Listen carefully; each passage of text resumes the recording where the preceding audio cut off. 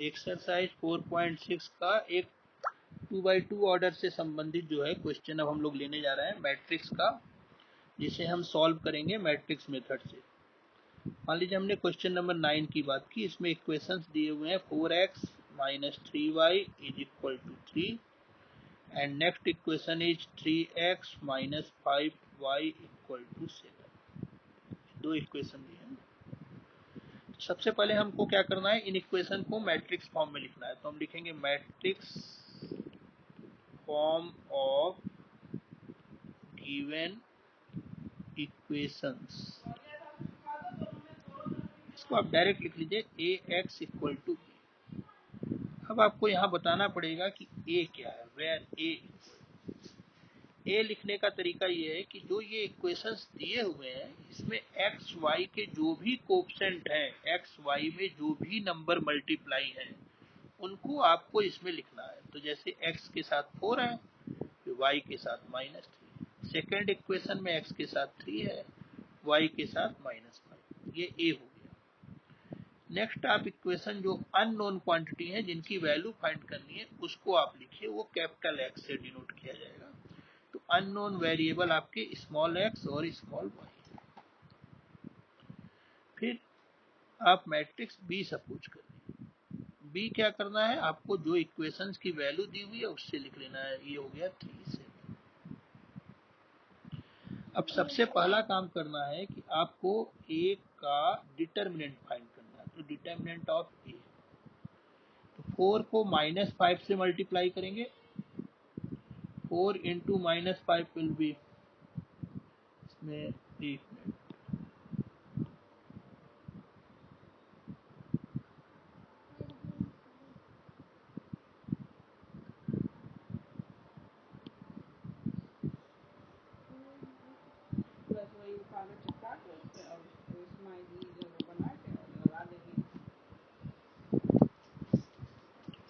तो हम मल्टीप्लाई कर रहे थे 4 इंटू -5, दिस इज -20। फिर माइनस साइन लगा लेते हैं पहले। 3 को -3 से मल्टीप्लाई किया तो ये +3 हो गया। 3 को -3 से मल्टीप्लाई किया तो सॉरी -9 होगा, और यहाँ माइनस साइन ऑलरेडी है इसलिए ये +9 हो जाएगा। -20 + 9 इज इक्वल टू -11। एक बार फिर से देख लेते हैं। 4 इंटू -5 -20, 3 इंटू -3 -9। यहाँ माइनस साइन पहले से होता है तो +9 हो गया। तो -20 + 9 equal to -11 which is not equal to 0। So A inverse exists. A inverse मिलेगा। अब A इनवर्स लिखने के लिए सबसे पहले हमको एडजॉइंट A लिखना पड़ेगा।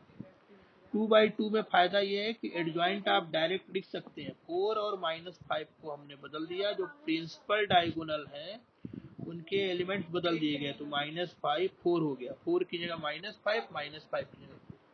बाकी जो दो एलिमेंट बचे हैं उनका साइन चेंज कर दिया, तो ये हो गया 3 और -3। एडजॉइंट A आपने लिख लिया, तो अब A इनवर्स लिख सकते हैं।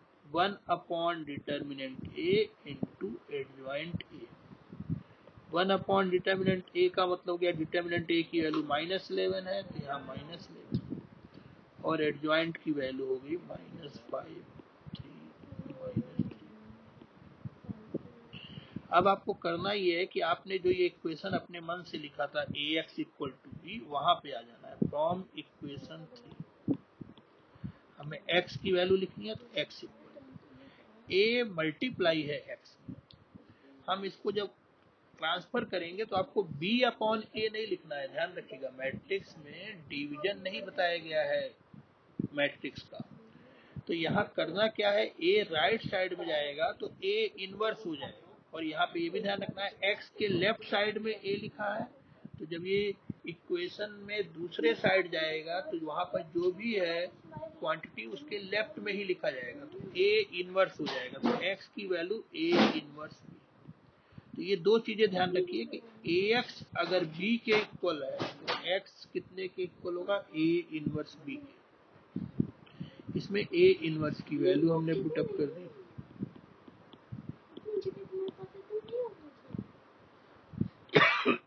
b की वैल्यू रख दी।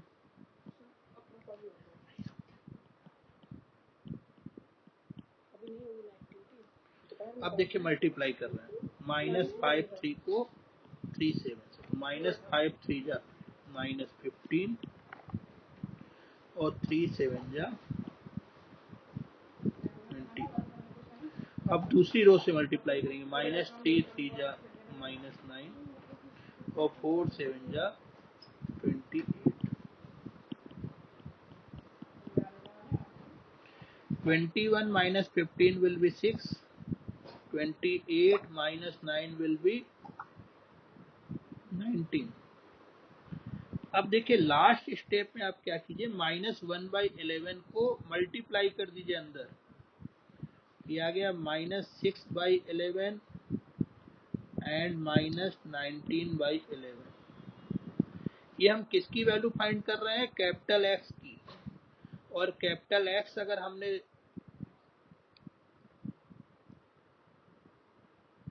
एक्स वाई सपोज किया है, तो कैपिटल एक्स की जगह स्मॉल एक्स स्मॉल वाई लिख दें।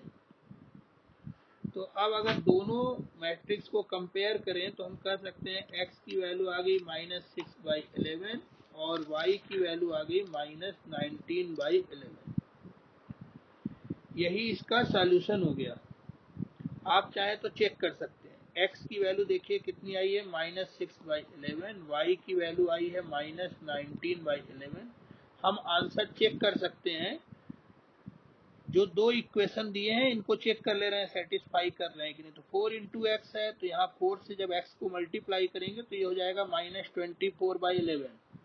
-3y है, तो -3 को y से मल्टीप्लाई करेंगे तो -3 इंटू -19 हो जाएगा 57/11।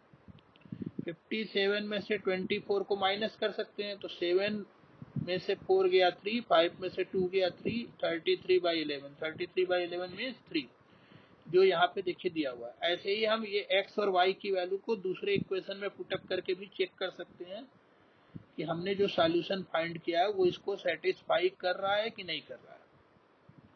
ठीक है, तो ये 2/2 का उम्मीद करते हैं समझ में आ गया होगा।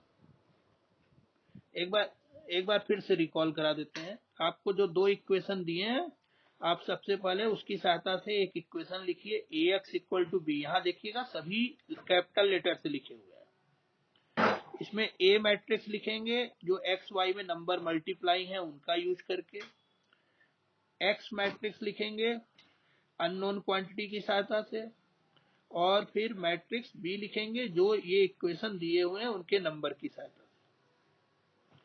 फिर डिटर्मिनेंट a की वैल्यू फाइंड कर लीजिए, वो 0 के इक्वल नहीं आएगी, इसका मतलब a इनवर्स एग्जिस्ट करेगा। एडजॉइंट a लिखिए, एडजॉइंट 2/2 ऑर्डर का हम डायरेक्ट लिख सकते हैं। a इनवर्स लिखिए और फिर x की वैल्यू a इनवर्स b के इक्वल होगी। आप इनको आपस में मल्टीप्लाई कीजिए।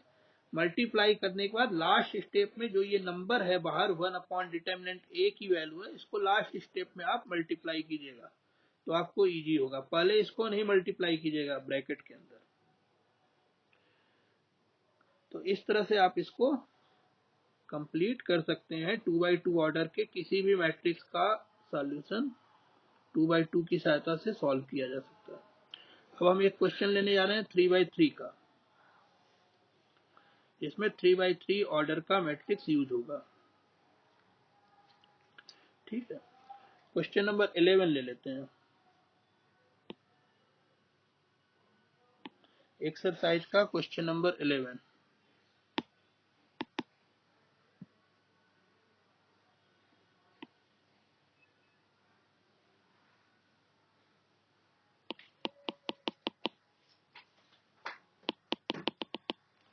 क्वेश्चन नंबर 11 में देखिए जो इक्वेशन दिए हुए हैं, थोड़ा स्लो हो गया है ये टैब। हाँ, क्वेश्चन नंबर 11 में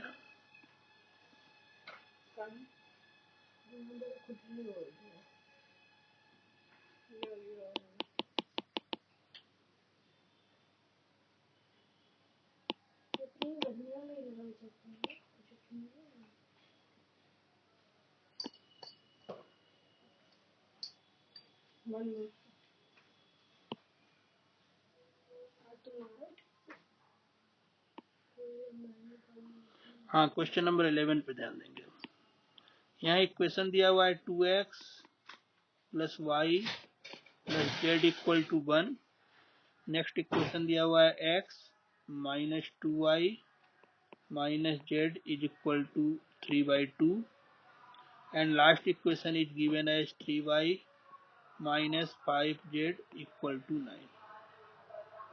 सबसे पहले हम इन इक्वेशंस को मैट्रिक्स फॉर्म में लिखेंगे। मैट्रिक्स फॉर्म में इस इक्वेशन को लिखेंगे तो ये आएगा ax इक्वल टू b।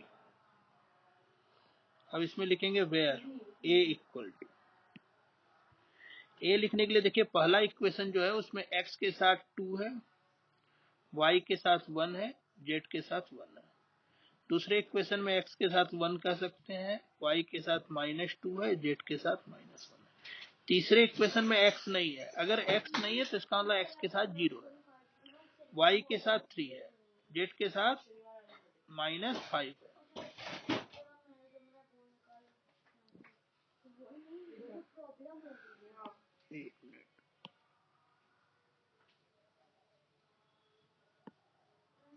फिर x लिखेंगे, x में हो जाएगा x y z। फिर मैट्रिक्स b लिखेंगे,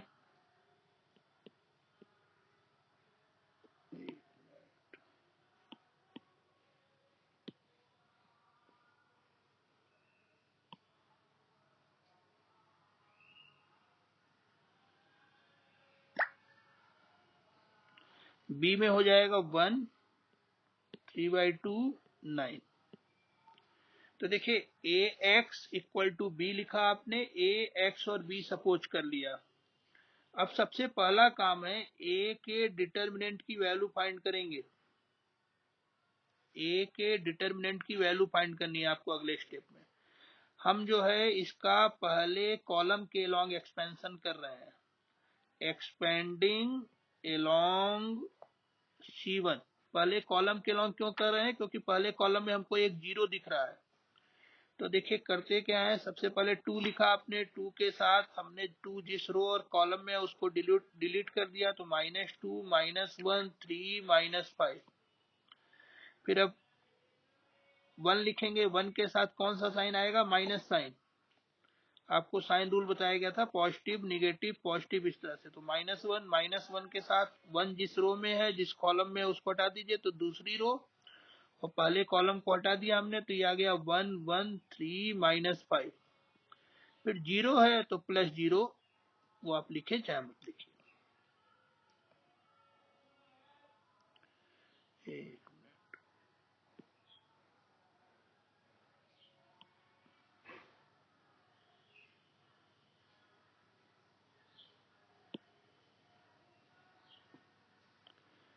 तो ये 2 लिखा आपने, 2 के साथ देखिए कितना होगा, -2 इंटू -5, ये हो गया +10, 3 इंटू -1 -3 होगा, यहाँ +3 हो जाएगा। फिर -1 इसके साथ आ गया ये -5 -3, 13 2 जा 26, और ये हो जा रहा है -8 और -1 मल्टीप्लाई होके +8, तो ये आ गया 34। डिटर्मिनेंट a की वैल्यू 34 आ गई, जिसको आप लिख सकते हैं नॉट इक्वल टू 0 है, इसलिए a इनवर्स एग्जिस्ट करेगा। अब हमको करना ये है कि एडजॉइंट निकालना है a का। a का एडजॉइंट निकालने के लिए a के जितने भी एलिमेंट्स हैं उन सभी का कोफैक्टर निकाला जाएगा। तो a11, हम सभी माइनर अभी लिख रहे हैं, ध्यान दीजिएगा आप सभी लोग। a11 में हमने क्या किया, पहली रो पहले कॉलम को हटा के एक माइनर लिख लिया। फिर a12 लिखा, पहली रो दूसरे कॉलम को हटाया तो यहाँ पे आ गया 1 -1 0 -5। फिर a13 लिख लिया, पहली रो हटाई और तीसरा कॉलम हटाया तो ये आ गया 1 -2 0 3। अभी हम माइनर लिख रहे हैं, यहाँ सिंबल को फैक्टर के लिए लिख रहे हैं a11 a12 a13, लेकिन अभी यहाँ माइनर लिख रहे हैं 3/3 में। a21 लिखेंगे दूसरी रो और पहला कॉलम हटा देंगे तो बचेगा 1 1 3 -5। फिर A22, दूसरी रो हटाया, दूसरा कॉलम हटाया तो बचा 2 1 0 -5। फिर A23, फिर हमने दूसरी रो हटाई, तीसरा कॉलम हटाया तो बचा 2 1 0 3। फिर A31, तीसरी रो पहला कॉलम हटा दिया तो बचा 1 1 -2 -1। फिर A32 लिखेंगे, तीसरी रो दूसरा कॉलम तो बचा 2 1 1 -1। फिर तीसरी रो तीसरा कॉलम A33, तो ये बचा आपका 2 1 1 -2। अब देखिए हमने माइनर लिखे थे, अब करना क्या है कि आपको जो साइन सिंबल, साइन का बताया गया पॉजिटिव नेगेटिव पॉजिटिव, उससे अब हम साइन देखे डिसाइड करने जा रहे हैं। पहले में पॉजिटिव, दूसरे में नेगेटिव, फिर पॉजिटिव, फिर नेगेटिव, फिर पॉजिटिव, फिर नेगेटिव, फिर पॉजिटिव, फिर नेगेटिव, फिर पॉजिटिव। अब हम इसको कैलकुलेट करने जा रहे हैं। A11 आप कैलकुलेट कर लेंगे तो -2 -5 मल्टीप्लाई होके +10, और ये -3 आ रहा है तो +3 हो जाएगा तो 13 हो जाएगा। फिर आगे ऐसे ही इसको कैलकुलेट कीजिए तो ये आपका कैलकुलेट होके 5 आ जाएगा। डिटर्मिनेंट की वैल्यू -5 आ रही है लेकिन बाहर माइनस साइन है इसलिए +5 हो गया। इसकी वैल्यू 3 आ जाएगी।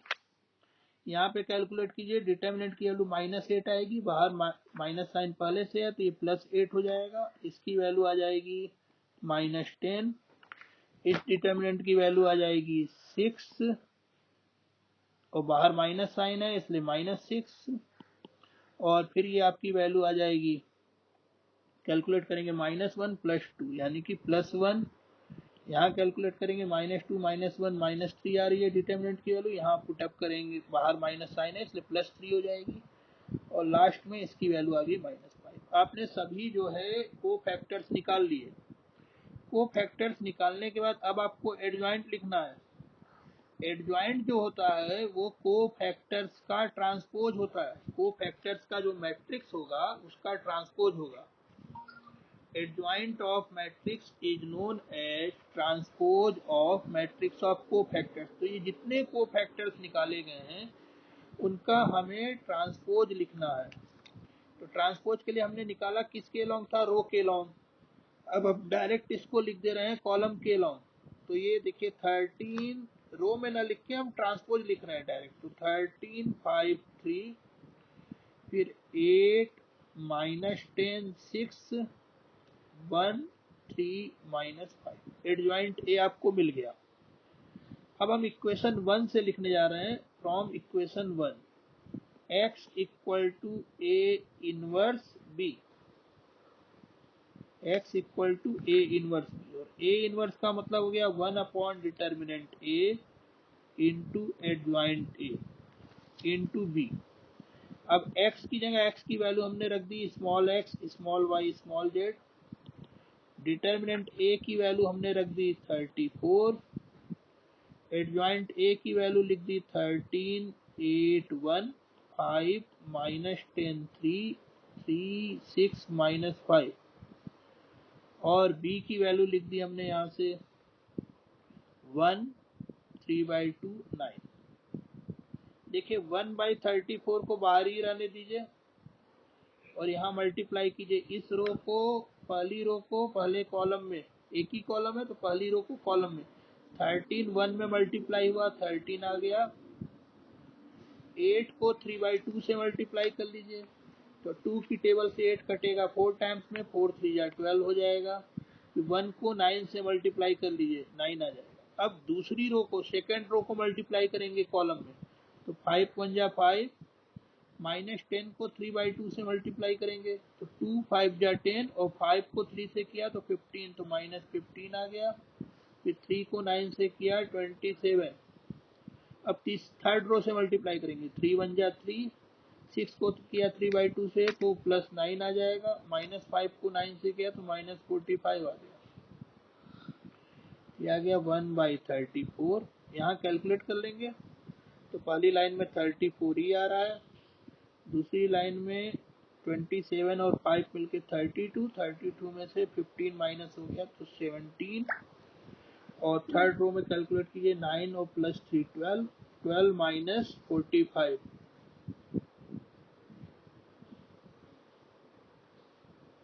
कितना हो जाएगा?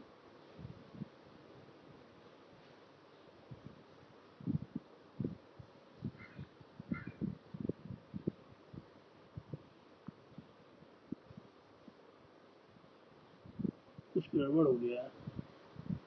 एक मिनट यहाँ पे देखेंगे हम लोग।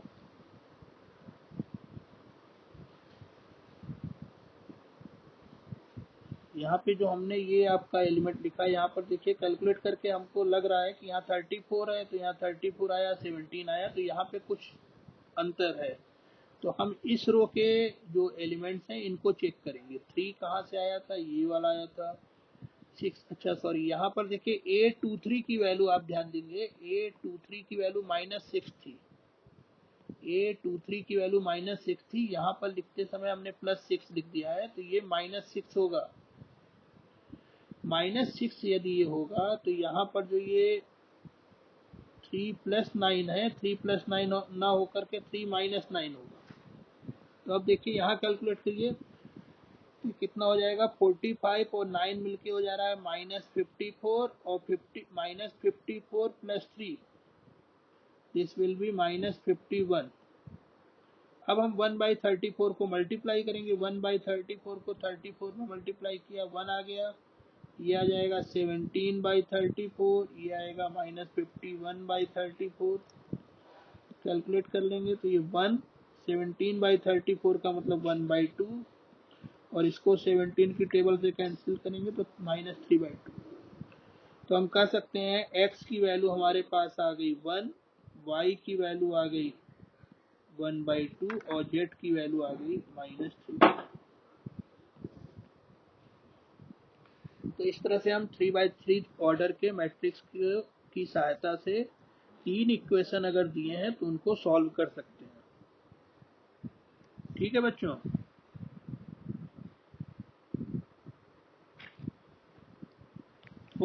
ओके बेटा, आज के लिए इतना ही। अब आप एक्सरसाइज के क्वेश्चन सॉल्व कीजिए, ट्राई कीजिए सॉल्व करना।